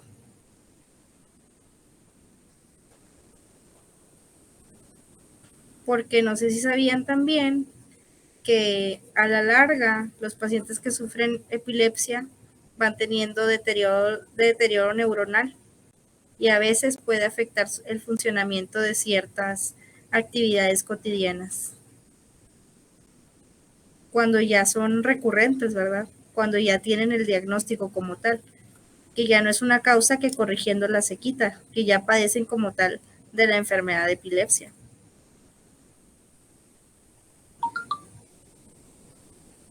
Pero la literatura de neuro, del libro que estaba leyendo, de la bibliografía donde saqué la clase, decía que es muy raro que una convulsión por fiebre en un niño deje secuelas. O sea, por lo general baja la temperatura y ya, se quita la convulsión y no evoluciona más. Las secuelas básicamente,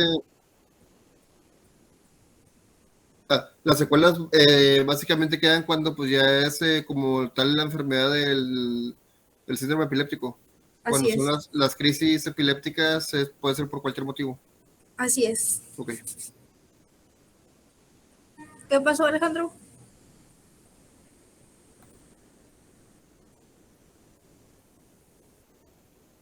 No.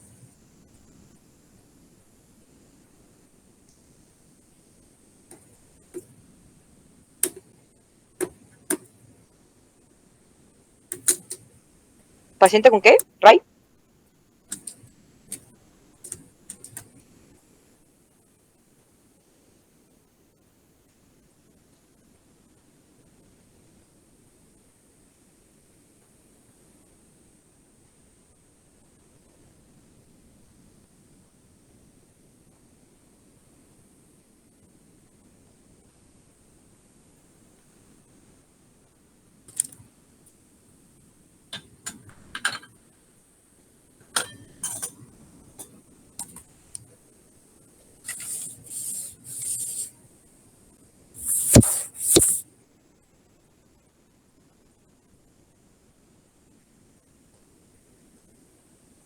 Si ven la presentación así compartida en grande.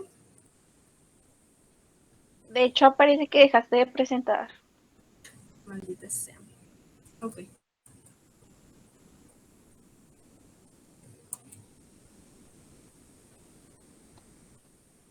Déjalo ahí. Es que está un poco complicado. Ponle mucho esa madre. Listo. Muy bien. Entonces, quedamos. Crisis epilépticas simples son aquellas que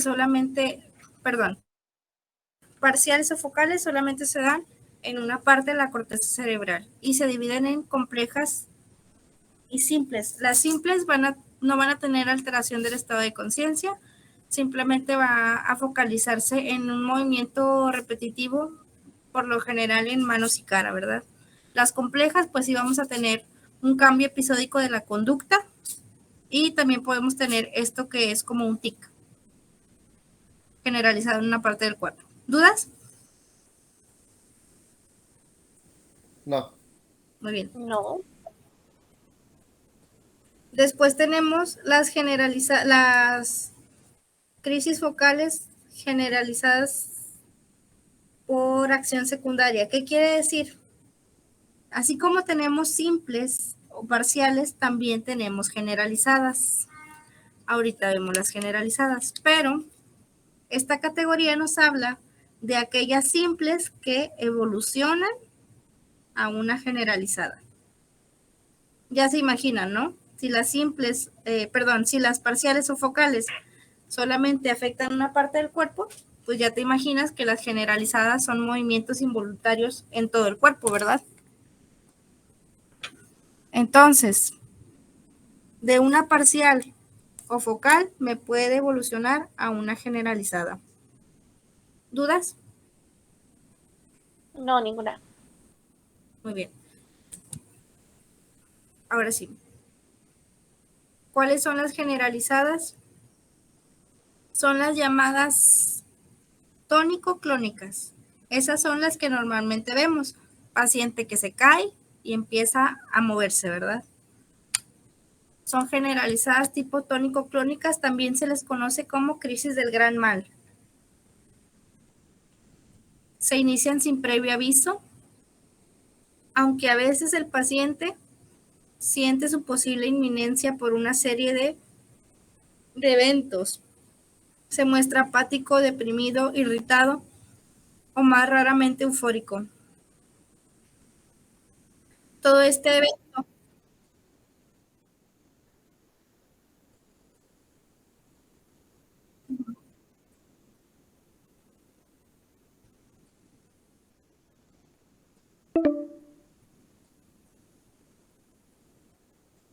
ajá. Uh-huh. Uh-huh.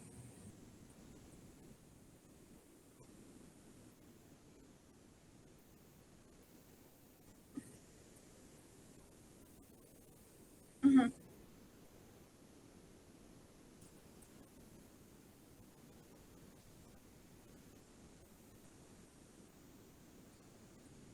Bueno, que le iba a dar. Pues puede ser que padezca de epilepsia como tal, por un origen meramente que no es renal, porque si ya es recurrente la convulsión, pues sí puede ser que tenga insuficiencia renal y aparte diagnóstico de epilepsia. O también puede ser que,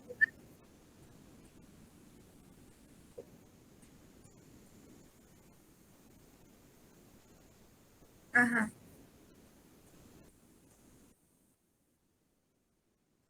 uh-huh. Sí, bueno, a ese evento en donde el paciente siente que le va a pasar se llama aura. Ahí lo puse en los mensajes. Antes de que le dé, se llama, hay periodos en la convulsión, antes se le llama pre-ictal, durante se le llama ictus, y después de que convulsiona se llama post-ictal. Ahí están los periodos de la convulsión, preictal, ictus o posictal. El aura es el conjunto de signos y síntomas que hacen que el paciente sienta que ya le va a dar una convulsión. Eso es cuando, por decir, antes de la convulsión pueden presentar mareos y Así es. así, ¿no? Sí. Sí.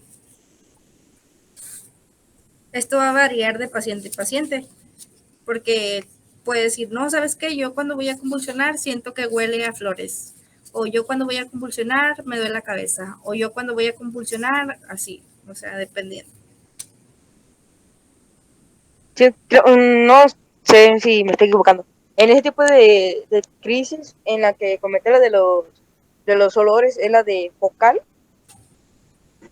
No, es un aura. O sea, puede ser en cualquier. La En cualquiera. preictal, posictal y, o sea, esos periodos de la convulsión son en todos los tipos de convulsiones. Ah, okay. Yo pensé que nada más tenía que, estaba prácticamente así como que identificado en focal, en la tónica, crónica, que venían diferentes tipos de, ¿cómo se dice? ¿De síntomas? No, no, es en Ah, todas. ok, ok.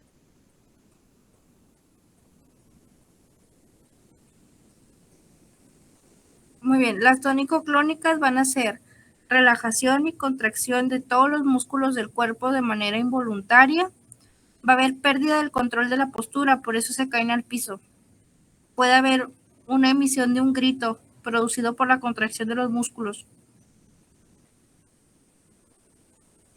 El paciente cae en opistol, no lo puedo pronunciar, pero es a ese carácter de que se pone rígido el cuerpo. Durante varios segundos puede haber cianosis conforme se inhibe la respiración. Puede haber contracciones seguidas durante 1 minuto o 2. Se va a ver un incremento brusco de la presión sanguínea, elevación de la temperatura, va a ser muy frecuente que encontremos rigidez en los músculos de la mandíbula y saliveo, o sea, cialorrea, ¿verdad? Esto es lo que nos va a dar una complicación. ¿Por qué? Porque se puede broncoaspirar el paciente y no se puede aspirar porque la mandíbula está demasiado rígida que no nos permite meter una cánula. A mí ya me pasó. Y después el paciente va a quedar flácido. La depresión posictal puede durar desde unos pocos minutos hasta un día o más, en el que el paciente se va recuperando gradualmente, sintiéndose exhausto, con dolor de cabeza, deseo de dormir. Y algunos pueden tardar en recuperarse varios días. ¿Cuál va a ser nuestro tratamiento? Ya sabemos que en un paciente que está convulsionando no podemos meter cánula, no podemos hacer contención de cervicales, no hay que meter nada a la boca porque se puede haber fractura dental. Lo único que tenemos que hacer es esperar a que pase el periodo de ictus, dejar que termine de convulsionar. Si está a la mano, colocar algo suave detrás de la cabeza, que no sea alto, ¿verdad? Porque no puedo poner una mochila o algo que eleve la cabeza porque me va a cerrar la vía aérea. Simplemente a lo mejor una sábana un poco acolchonada que evite que se lesione la cabeza, pues está bien. Pero se recomienda dejar que pase la convulsión. Posteriormente se va a poner el paciente de cúbito lateral, se le llama posición de recuperación, y monitorearle los signos vitales, evaluar el estado de la conciencia y trasladarlo. Nosotros como paramédicos o tan básico no podemos administrar medicamentos, pero una vez que esa convulsión se prolonga durante más de 5 minutos, los médicos o paramédicos avanzados meten medicamentos que son depresor del sistema nervioso, conocido como midazolam.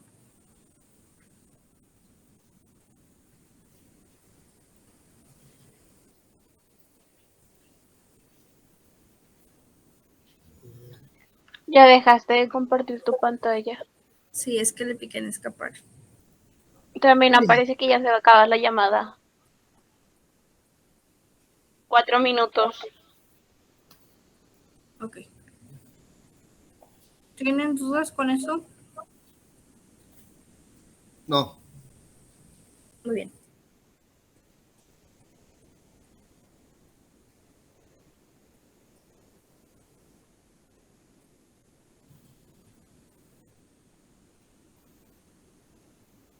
Así es. Y si ya está en periodo posictal y tú, bueno, siempre queda la sospecha de que pueda volver a convulsionar, ¿verdad? Puedes colocar cánula nasofaringea. Oro no.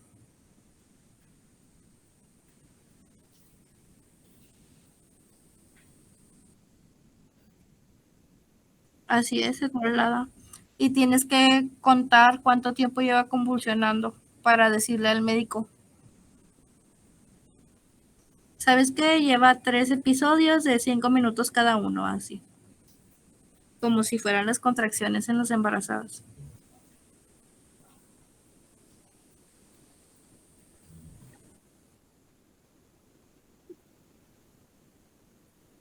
Ajá.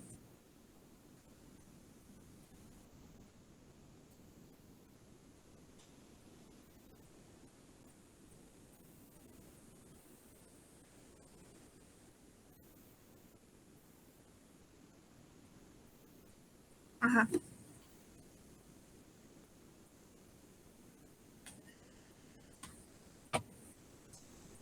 Es que hay personas que, como te digo, ya padecen de la enfermedad, ya tienen su control médico, ellos toman medicamentos que son depresores del sistema nervioso. El más común es valproato de semisodio. Y hay algunas personas que se niegan al traslado.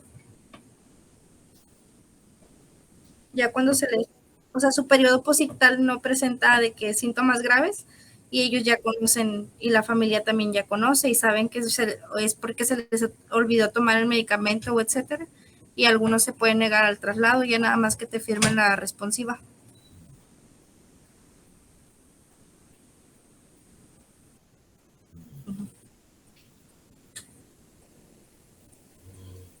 Y tenemos estas crisis de ausencia, también son generalizadas, también llamadas. Si quieren, tomen la captura. Y ya lo demás lo dejamos para la próxima clase, porque ya van a ser las 3. Bueno, no, ¿qué horas son? Todavía faltan 20 minutos, ¿verdad? Bueno, vamos a conectarnos a otra. Sí, déjenme, les mando el siguiente enlace.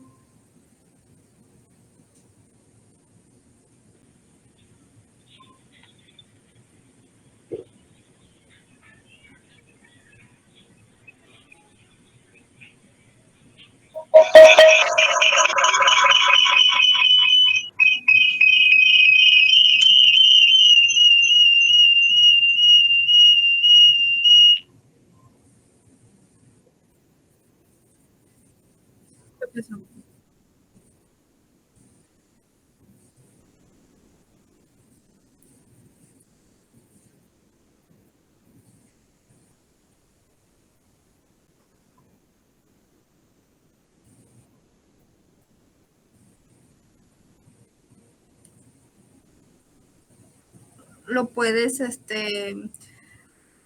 pero ya en la camilla.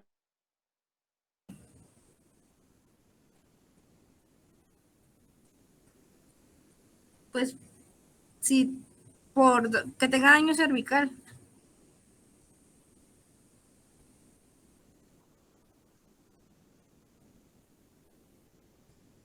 Pues lo puedes lateralizar con la rígida.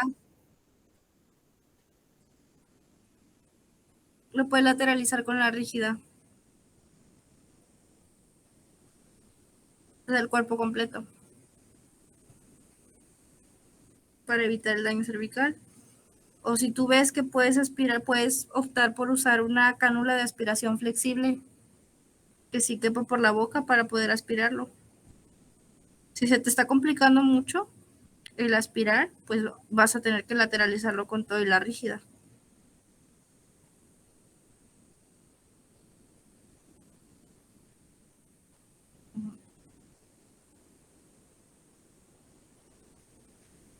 Pero pues sí va a ser muy difícil tener control cervical de un paciente con convulsiones, estamos de acuerdo.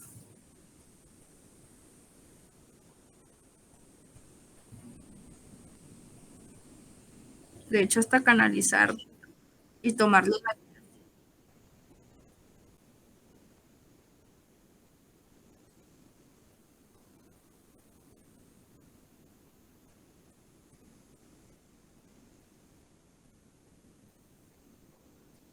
Sí, tienes que dejar que termine la convulsión, porque si tú le haces control cervical y él se mueve, pues se va a lesionar más, porque estás tratando de mantenerlo rígido y él está moviéndose, va a generar más fuerza.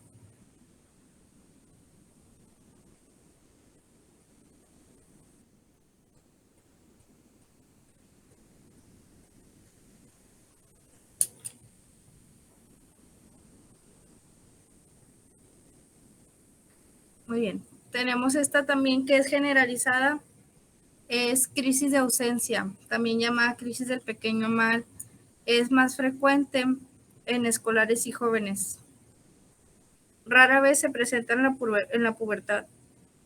¿Cómo va a ser la crisis de ausencia? Vas a encontrar al niño o al adolescente que simplemente va a poner la vista en un punto fijo o la vista perdida y se va a dejar de mover.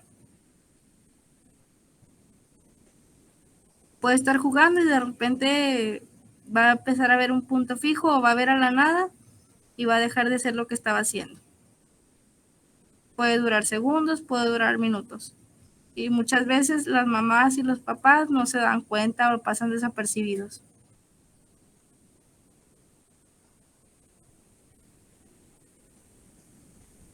A un primo mío le pasaba eso y nos dimos cuenta porque jugando con el balón de fútbol americano, de repente se le iba y le dábamos el chingadazo al güey.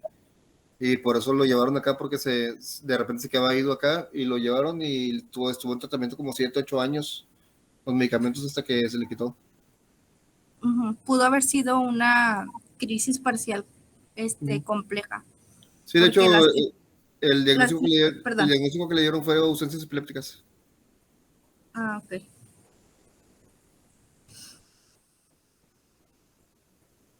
Sí, un neuro.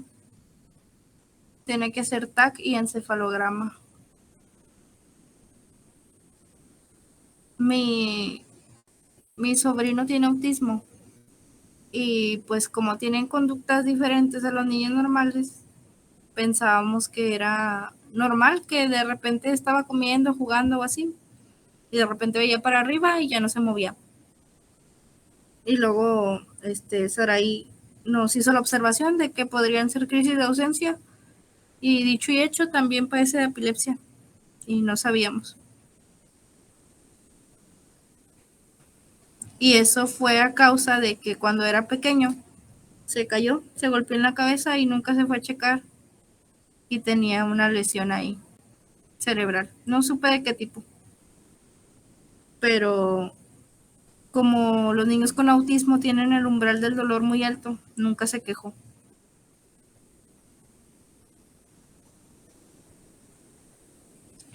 Bueno,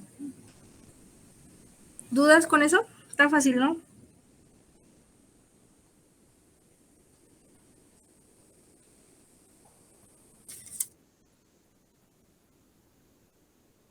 Sí, toda la clasificación es debido a manifestación. Así es. Y tenemos esta, que es estado o estatus. Es cuando cualquiera de esas convulsiones, en especial las tónico-clónicas, se prolongan por mucho tiempo. Y eso sí, ya me puede llevar a paro cardíaco,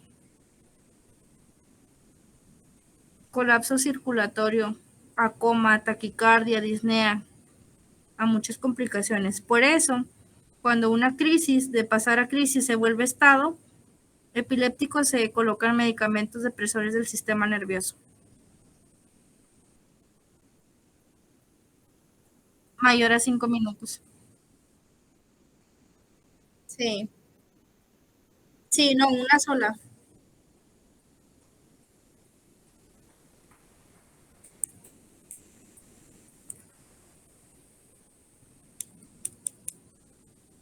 El propio medicamento también se puede causar convulsión. ¿Cómo? Los medicamentos pueden causar alguna convulsión. ¿Un medicamento? Ajá, puede llegar a causar una convulsión. No, no he conocido yo medicamentos que tengan como efecto secundario convulsiones, pero podrían ser aquellos que son para el sistema nervioso.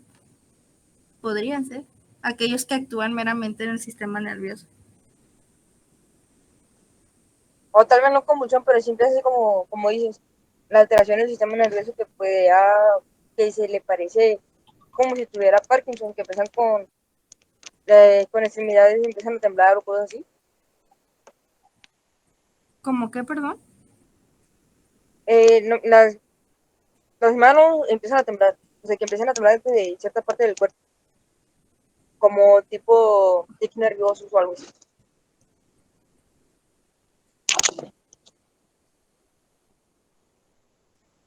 Mm. No, se me hace que sí, sí, es como dice Alma, como que más le va más a la alteración del sistema nervioso.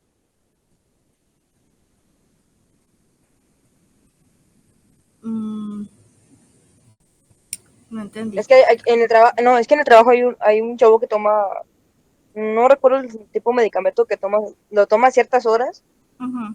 y pasan como 10, 15 minutos y empiezan las manos le empiezan a temblar bien cabrón. Pues a lo mejor puede ser, ¿cómo se llama? Hay medicamentos que son,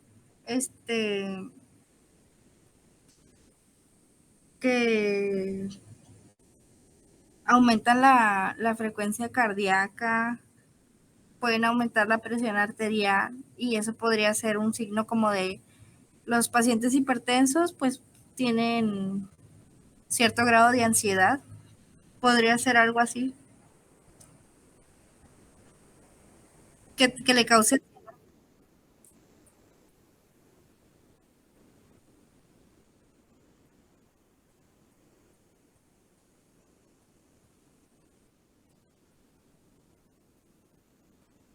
Sí, sí.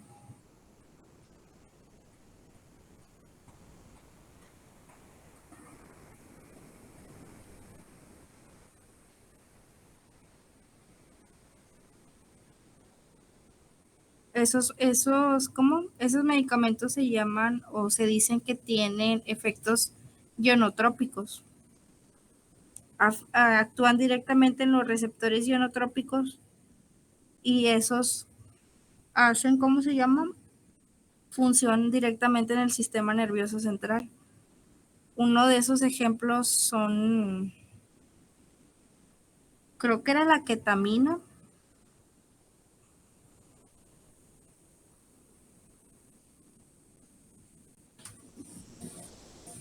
Sí, pero sí, sí hay medicamentos que pueden afectar el sistema nervioso. Bueno, ¿dudas con eso del estado o el estatus?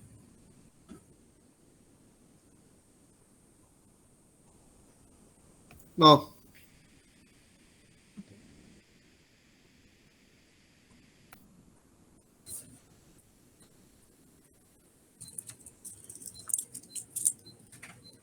Me voy a poner audífonos y ustedes me dicen si me siguen escuchando. Un momento.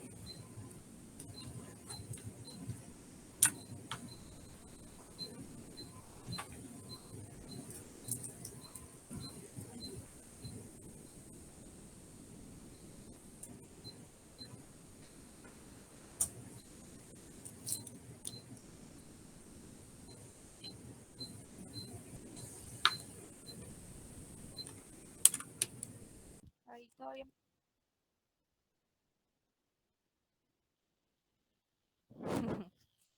Pero no, no es relevante. ¿Sí me escuchan?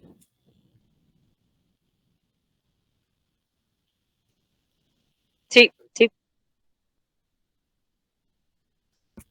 Le salió alta la presión. Venía caminando. Pues si quiere, espérese un ratito y se lo vuelve a tomar. 2 minutitos. Acá, si quiere, acá. Acá está el clima.